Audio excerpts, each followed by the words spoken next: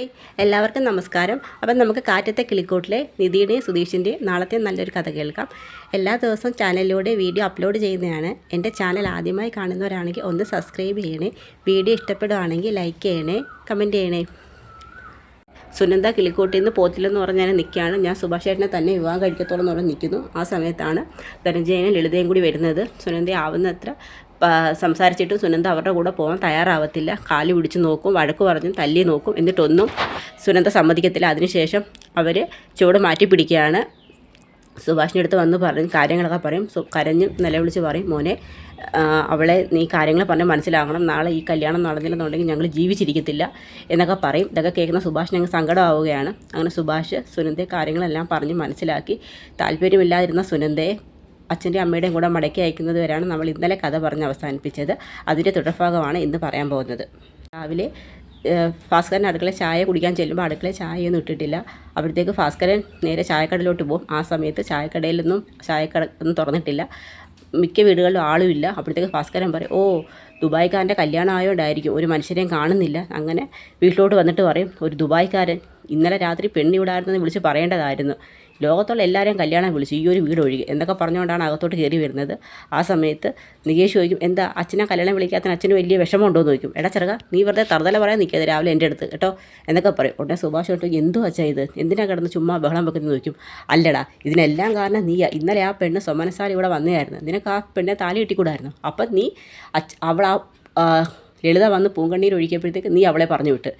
എന്തിനാണോ നിന്നെ പറയുന്നത്, നീ എന്നെപ്പോലെ ഒരുത്തൻ എൻ്റെ മോനാന്ന് പറയുന്നത് എനിക്കിപ്പോൾ നാണക്കേടാന്നൊക്കെ പറയും. ഇങ്ങനെ ഒരുത്തനാണല്ലോ ഈശ്വര എൻ്റെ മൂത്ത മോനായ എന്നൊക്കെ പറഞ്ഞ് ഭാസ്കരൻ അങ്ങ് ദേഷ്യപ്പെടും.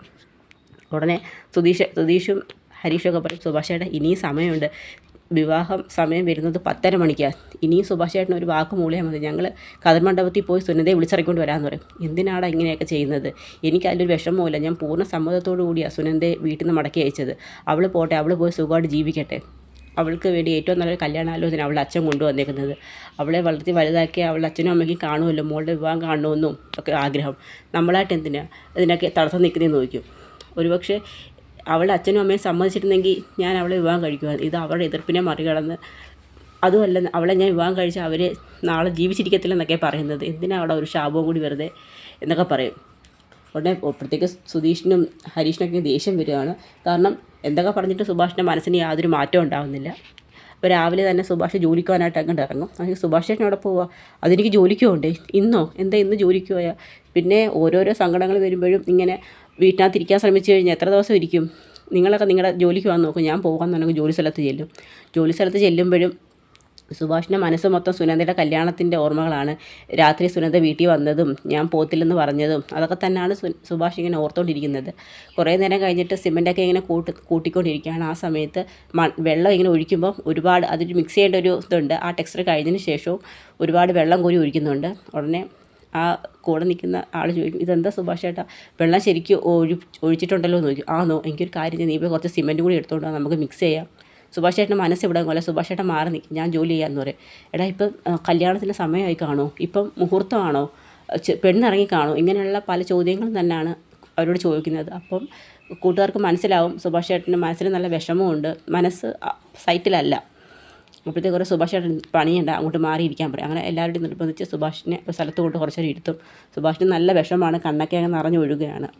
ആ സമയത്താണ് ഹരീഷും സുധീഷും കൂടി അങ്ങോട്ട് വരുന്നത്. എന്തു പറ്റി സുഭാഷ് ചേട്ടാ മാറിയിരിക്കുന്ന, എനിക്ക് സുഭാഷ് ചേട്ടന് നല്ല സുഖമില്ലെന്ന് തോന്നുന്നു, ആ പെണ്ണിൻ്റെ ആലോചന തന്നെ എപ്പോഴും കല്യാണം നടന്നോ മുഹൂർത്തമായോ എന്നൊക്കെ ചോദിച്ചുകൊണ്ടിരിക്കുന്നതെന്ന് പറയും. അപ്പോഴത്തേക്ക് ഹരീഷ് അങ്ങോട്ട് വന്നിട്ട് ഹരീഷ് ചോദിക്കും, എന്ത് പറ്റി സുഭാഷ് ചേട്ടാ. എനിക്കൊരു കുഴപ്പമില്ല. അതല്ല, സുഭാഷ് ചേട്ടൻ്റെ മനസ്സിൽ ഇപ്പോഴും സുനന്ദയില്ലേ, ഞങ്ങൾ പറഞ്ഞില്ലേ രാവിലെ ഞങ്ങൾ വേണമെങ്കിൽ പോയി കാര്യങ്ങൾ സംസാരിച്ചിട്ട് നമുക്ക് വിളിച്ചുകൊണ്ട് വരാമെന്ന്. അപ്പോഴും സുഭാഷ് ചേട്ടൻ സമ്മതിക്കാത്തോണ്ടല്ലേ എന്ന് പറയും.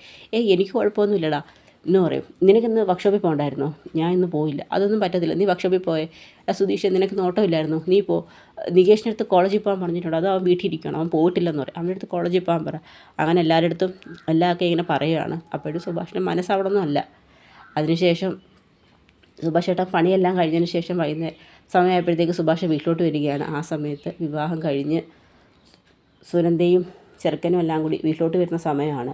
അപ്പോഴത്തേക്ക് ധനഞ്ജയനും ഗംഗാധരനും ലളിത എല്ലാ ആൾക്കാരെയൊക്കെ സ്വീകരിക്കുകയാണ്. ആ സമയത്ത് സുഭാഷിനെ ധനഞ്ജയൻ കാണുമ്പോൾ ഒരു പരിചയവും കാണിക്കത്തില്ല. കാരണം ഇന്നലെ വീട്ടിൽ വന്ന് കാല് പിടിച്ച ഒരു ലക്ഷണമല്ല, ഭയങ്കര പ്രൗഢിയിലൊക്കെ അങ്ങ് നിൽക്കുകയാണ്.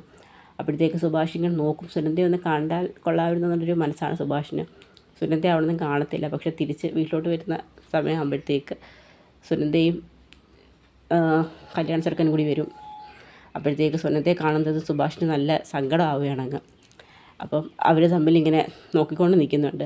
അപ്പോൾ അവിടെയാണ് നമ്മുടെ നാളത്തെ കഥ അവസാനിക്കുന്നത്. ഇനി അതിനുശേഷം സുഭാഷും നല്ല വിഷമത്തോടെ തിരിച്ച് വീട്ടിലോട്ട് പോകുന്നത്.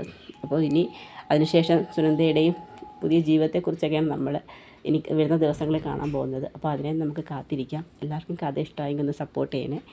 എല്ലാവർക്കും ഒരു നല്ല ദിവസം നേരുന്നു. നന്ദി.